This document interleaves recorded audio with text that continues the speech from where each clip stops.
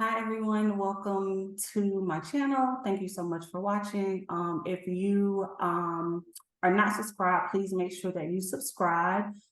Today we are continuing on our motherhood series where we're just talking to other moms. And today I have Dionna Parks, and she is going to talk about her experience of motherhood with her daughter, Olivia, that has cerebral palsy. So the purpose of these videos is just to allow mothers to tell their stories. While motherhood may not look the same for me and you, there's definitely something that we can all learn from each other, grow, and be inspired. So that is the purpose of this.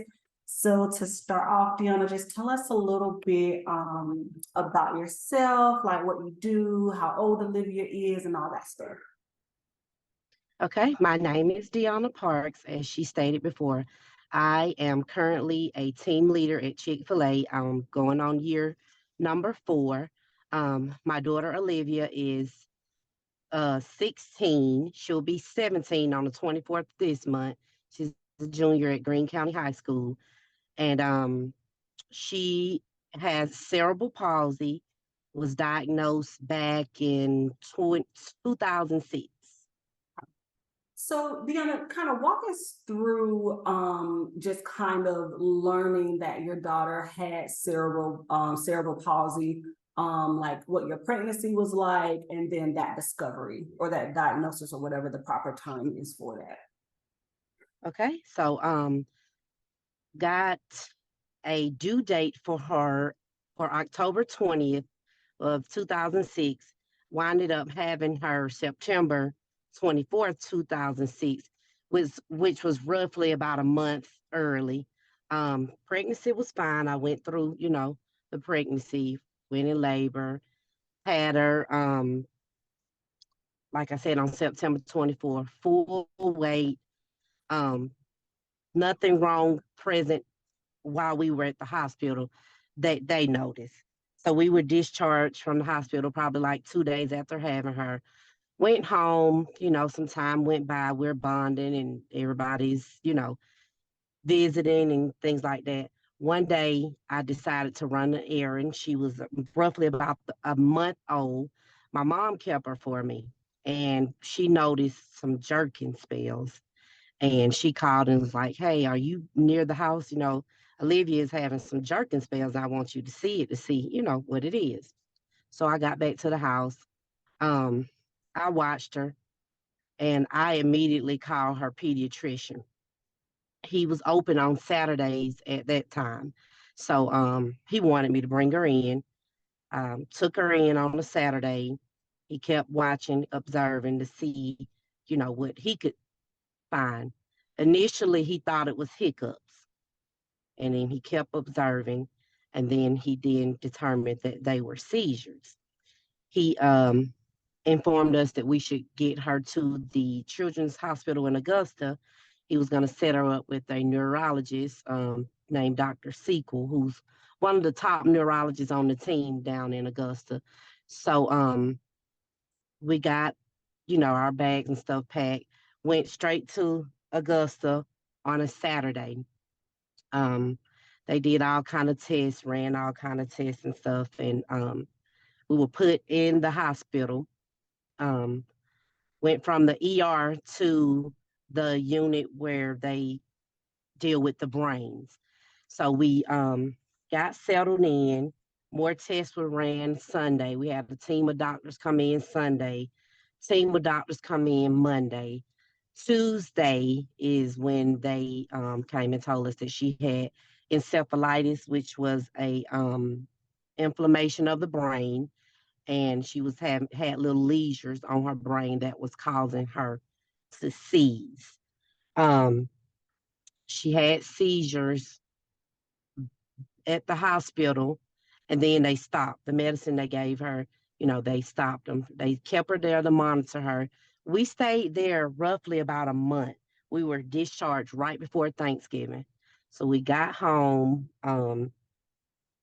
She was put on a medicine for seizures called phenobarb, and it was kind of a harsh medicine. It had harsh side effects. So, I was kind of nervous about that, giving her that medicine. Didn't know if some of the side effects would be present in her, but I just prayed about it and gave her the medicine anyway. She was doing so good without having seizures, they weaned her off of the medicine. So end of 2006, beginning of 2007, she was, seasoned. Beginning of 2007, she stopped. She didn't have any more episodes of the seizures.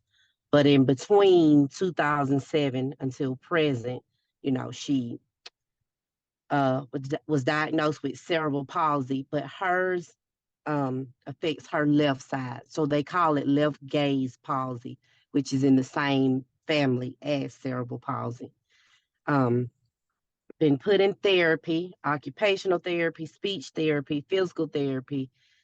We were doing it at school and we were doing it privately as well. Trying to strengthen her muscles, get her to where, one day she will eventually walk. Um, we've had several appointments, couple of surgeries since then. She had a hip surgery done um, back in, I think it was done in like 2013, and had to be put out of school for 6 weeks, hospitalized for 2 weeks. Um, Along with another surgery where she had a pump put in her, and the pump was to shoot medicine into her spine. So that makes her less stiff. She's like really stiff at times. So that pump, it automatically shoots medicine to her spine to make her loose, her muscles a little loose. Well, that wasn't as successful. She was too little for it, which we all thought she was at first. But then they felt, well, we can try it. She may grow and have a little room for it. Well, it ended up having to be taken out. She wind up in the hospital, having to have spinal taps done, having to be monitored by an infectious disease doctor because they was, scared that she might run the risk of meningitis because of the infection that she had with the pump. So we was in the hospital again for a month at that time, just trying to make sure everything was okay. She didn't get meningitis, and there's two kinds of meningitis. One is viral, and the other one I think is bacterial, but one is more serious than the other. The one that they was thinking she had was the one that wasn't as serious, but it still, to me, was serious. Um, she was discharged from the hospital with a PIC line IV. And what that is just an IV that I had to administer to her twice a day. Never had any experience with giving an IV or anything, but they trained me on how to give it to her. So when she was discharged from the hospital, we had a vacation plan for spring break. The doctors gave her the okay to go ahead and go on the trip. And so I was nervous about being in a whole nother state with her having to administer an IV. But they give you all kind of numbers where you can call around the clock if anything happens. But I did perfectly fine with it. I did well with it. She kept it for about 3 weeks, and then they took it out, and she was back to normal, able to go back to school. Um, just a lot of appointments, a lot of different therapists. It's a lot, having to balance life between working and doctor's appointments, and then she's in school, but I managed to get it done. Mm-hmm. When you were like, when all of that was happening, was this like over like from her first admission to the hospital up, like stuff still happening, or was this mostly when she was much younger, when she was having those surgeries and like when y'all went on vacation? Like, was she much younger then? She was younger. Yeah, we haven't had a trip to the hospital overnight stay probably now in about 5 or 6 years. So, everything pretty much has been pretty good. Yeah, this is when she was younger. They wanted to do the hip surgery when she was younger because the bones heal quicker when you're younger versus when you're older. So yeah, we did all of that back when she was a little bit younger. What Mhm. I can imagine like that was very overwhelming for you, right? Like it's your first child, and then were you Right. like what, 21, 22 when you had her? 21. Mm-hmm. So you're young, it's Yep. your first child. How did you how did you process that this was happening to your child? I don't know if that question makes sense because I can imagine how I would feel, right? So I'm just thinking about Right. what was going through your mind as a young mom, kind of having to go through this. I've definitely had moments where, you know, I would, just break down, but I always never, ever, never break down in front of her. I step away. I have my little moments and stuff. And um, I had a very great support system. My mom, before she passed away, was there. She helped me with a lot. She always encouraged me, you got this, you can do this, it's going to be tough, but just stay in prayer. Do what you need to do for your daughter. Make sure, she never feels left out or she never feels that, she's different from anybody else. Along with, my uncles, my aunts, sisters, my brother. I just have a lot of support. And, I come from a very spiritual family. We all grew up in the church. My aunts, they all, are very spiritual. We all believe in the power of prayer. So we all just we pray. We pray our way through a lot of stuff. Um, Still to this day, sometimes I do have my little moments where I feel overwhelmed between, a lot of doctor visits or work things at school and stuff. But, I have to remind myself that, she's my child and I'm obligated no matter what to take care of her. I'm gonna take care of her. And, I just ask God for strength to give me strength to continue to take care of her and, do what I need to do for her.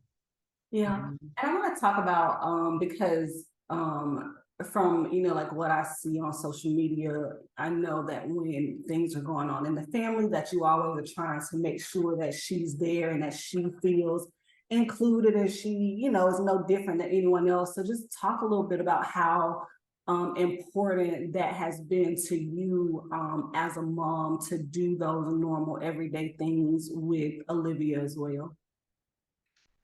I feel like making them have a sense of normalcy and making them feel like you can do whatever it is the other kids can do is very important. I never want her to feel left out with anything. When we go to vacation, she's included in everything. We go to water parks, she's included, and she'll let me know what it is that she want to do or if she don't want to do it. Sometimes she just enjoys just sitting back watching. That kind of, makes her happy sometimes if she doesn't want to do some of the activities that we have planned. Just sitting back watching her, watching the other kids or her just being able to just sit back and eat or something like that because she loves to eat. So, that's a lot for her too. She likes that. But, I always feel like before I plan anything, before I even look into going on any type of vacations, I always Google and see what it is that, she can do that she'll enjoy because I don't want her to ever feel left out. I don't ever want her to be the one sitting on the sideline watching everybody else have fun. So whatever it is that, I know she can do and I know that she enjoys doing, I try to include her in that, and I don't ever want her to feel left out when we go on vacation or when we're out to eat or, anything. So even when we're going to restaurants, I always check the restaurants and make sure, hey, do you all have somewhere where I can bring her chair in? I can get her in and out and it's not, an inconvenience. So, and normally everywhere that we go, I haven't been to a place where people haven't been welcoming of her or they haven't accommodated her. Um, we go skating a lot. They, the owners, they'll let her come out on the floor, and they'll let one of the kids that's on skates push her around the rink. So she absolutely loves that. To feel like she's out on the floor, skating with them. She loves that. So, she's never been turned away or turned down from anything. So that makes me feel good too. Yeah, I think that's so beautiful because I know sometimes people will keep their kids more sheltered in those circumstances, right? Like just not Mhm. wanting them to be out for whatever reason, right? Like they feel they don't have support, they don't want people staring or whatever. But I think it's great that you Right, um right. make it um make it something that you guys do for her. As a mom that has, and this is not taken from anybody else, but I would imagine that your plate is very heavy, right? Just based on some of the things. You don't just Right, add things to it, right? How do right. you, as a mom, make sure that you take time for yourself, for your own mental health, and then also just kind of maintaining your identity as a woman outside of being a mom? I try to like work around her schedule per se. When she's at school, and if it's a day that I'm off or I don't have to be to work until later, I may just go out and have me something to eat by myself, or I may just go to Walmart or go to the mall. Or some days I don't do anything at all. I just sit in the house and rest. I just catch up on, some rest, some watch some movies, some TV shows or something like that. I also have her in this camp that's called Extra Special People, and she'll start it on Tuesday. So what she'll do is she'll go directly from school. They'll come to the high school and pick her up, take her over to Watkinville, and the camp is over there. She'll get back to Greene County High School from the camp around 6:15. So I use some of that time too as well, to just sit down and meditate or go get my nails done or take a nap. And then I also have the support of my family, her dad, her sister. She has an older sister. They all pitch in and help out as well. The days that I work, my sister, um, she'll keep her. Like per se, last night it was a football game. Um, she doesn't ever say, "Well, I can't take Olivia." She does the same thing for Olivia that I would do for her. She takes her to the games with her. Um, if it's a basketball game, football game, she takes her along with her. And, that just makes Olivia feel good. We just try to not tell her, well, Olivia, you can't do this, you can't do that, we can't go this time. We always accommodate ways to make it work for her. Um, so yeah, I take some time to myself, even if it's just on a Sunday or something. If we go to brunch, um, my cousins, my aunts, they don't mind. Her dad, they don't mind, keeping her for me. So that's how I find time for myself. Like I said, sometimes it is. I feel like, oh, I need a break. I need a break. Today I'm gonna do this and I'm gonna do that, and I wind up in there in the bed, just sleep or being lazy, watching TV. All day because, it's stressful. She's not, walking. So she's roughly about 80 pounds. And if you've ever dealt with a child that's, doesn't walk and they have cerebral palsy, that's dead weight. So she's 80 pounds per se, but she feels like she's more like 120. So, it's hard, you know, um, moving her from place to place. And it puts wear and tear on your body as well. So sometimes, I just want to sleep, but I make sure, I'm taking care of myself, going to see my doctors and making sure, everything, my health is good as well. So I make it work. I make it work. That's good. I want to talk about your support system a little bit too. I know you mentioned several times about like just how your family is so supportive and helpful to you. Um, Kind of just talk about like the impact that you think that that has not just on you but Olivia as well, just seeing how loved and cared for that she is by, again, not just you, her mom, but like all of her family. Yeah, so I've read one time before that some kids with disabilities have trust issues. They may not feel comfortable going with this person or that person because you never know what kind of care you're going to get from somebody other than your parent. They may fear being dropped or being mistreated or anything. But Olivia, she doesn't have a problem. She knows that when she's with my aunt Emma, my aunt Betty, she's in the best hands. She's loves to go and um, hang out with my aunt Nana and my aunt Diane. We call her Nana. She likes to sit on the porch with her from time to time, and she'll just watch the cars go up and down the street. Or my aunt talks to her the entire time and keeps her laughing. So she enjoys being with other family members as well. She trusts all of them. She have certain ones that she'll let, like she or let certain people feed her. She doesn't let everybody feed her. She has certain ones that she lets feed her. She got certain ones that she trusts to feed her. Even last night, she was with her dad. She wouldn't let. She's like, Dionna, she won't let me feed her. I say it's fine. When I get home from work, I'll feed her. But she has certain people that she lets feed her. But pretty much, she trusts everybody. She will let different ones take care of her. She likes to hang out with them so much sometimes that if she's had enough of me, all right, it's time to go see Aunt Emma or Aunt Diane or Jalita. She's crazy about Jalita and Ivory.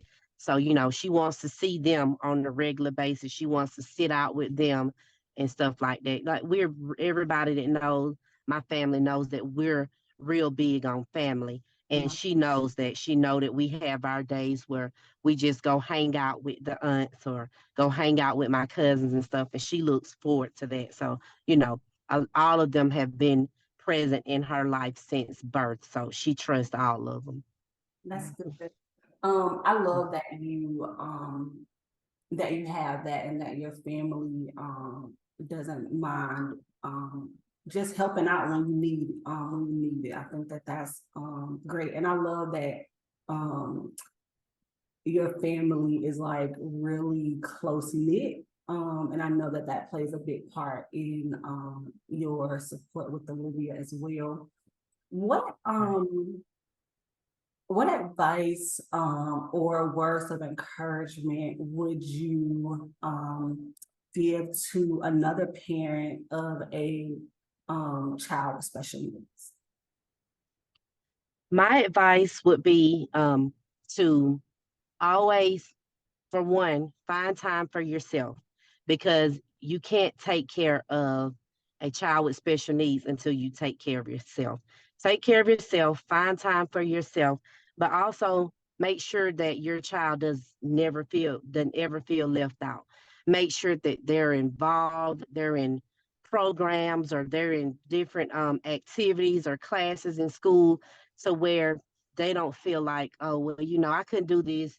I can't do what the other kids do. Um, Kids with special needs have more rights than anything. Parents have more rights. Children with special needs, they have IEPs where they talk about, you know, parents' rights and stuff. Um, and I didn't know this at first until I was educated about it. When Olivia would go to recess, all the kids had a swing. The school actually ordered a special swing for her when she was in elementary school. They ordered a special swing for her, and they put it up so she wouldn't feel left out while the other kids was at recess, and she enjoyed that swing. And when she moved from Greensboro to Union Point, they took the swing over to Union Point with her as well. So what I would say is advocate for your kids. Make sure that you are doing everything you can to make them feel normal, make them feel like they're never left out.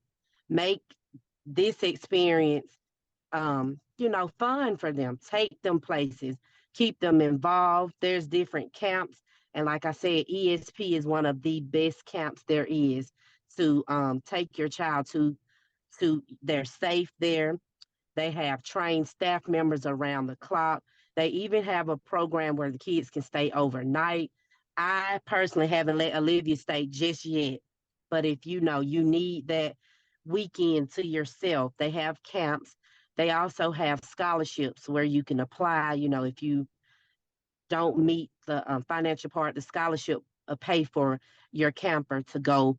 They go over to UGA. They meet football players. They go swimming, zoo, aquarium, Phenopolis. Like they keep them busy, and it's a great place, you know, for children who have special needs. So just keep them busy, you know, let them feel like they're normal at all times.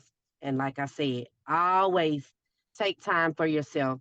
There are some support groups around, and they could probably get that kind of information from their doctors. Olivia sees a developmental specialist, so she's really good about giving me all kind of information about, you know, what's free, what kind of seminars they have, and they also have a program called Babies Can't Wait. That's a good program as well that keeps you educated about different seminars. They pay for a lot of different things for your kids if Medicaid turns them down.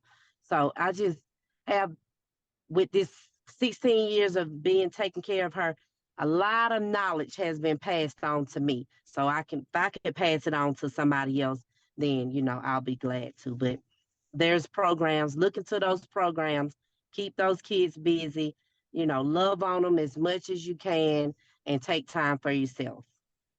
And I want to ask you one more question. What would you say to because we talked a lot about like Olivia, but I also want to kind of talk a little bit about just you as a woman for a second. Like what would you say to your younger self, or what would you say to a brand new mom of a kid in general? Okay, to a brand new mom, um, I would say uh take time to observe your baby, make sure you're taking them to the best pediatricians. Um, Also, what I always tell my cousins when they have new babies, you know, you have to work around the baby schedule. When the baby is asleep, you get a nap. Um, it's overwhelming. And I hear a lot of young women saying that they go through postpartum after having a newborn. And I know, you know, some of them not used to the crying, and some of them, like with me, I was so used to getting my sleep. Lord, if it wasn't for my mother back then, she would come and get my baby on the weekends. And she was like, hey, just let her sleep with me. You can catch up on your rest. Rest as much as you can. Take care of your body so that you can take care of your child. Yeah. I think that's very important too, because when I had Jordan, I was living with my parents, so I had like extra Right. support. But when I had Luke, Right. and it was just me and my husband, when he went back to work, like it was me all day, and he needed to get some sleep, right? Because he had to go to work. So it was Right. very, very difficult trying to manage it the second time around. So definitely get you some rest and do what you need to do. Um, I don't have any other questions. I'm so thankful that you came on. I think that as someone who's kind of been seeing this from a distance, I think I'm even more inspired by just like listening to you and seeing like how knowledgeable you are, and then just all of the things that go into it. Really inspired by that. I think you're doing a great job, and Thank you. I hope that you feel that too, because I know that some days probably not the best, but I hope that you feel that. So I don't have any other questions. Is there anything that we didn't touch on, or just anything else that you wanted to share before we wrap up? No, I think we touched on just about everything. All right, good. So everyone, thank you so much for watching. I hope that you have enjoyed this video. If you're not subscribed, please make sure that you subscribe. Thanks again for watching.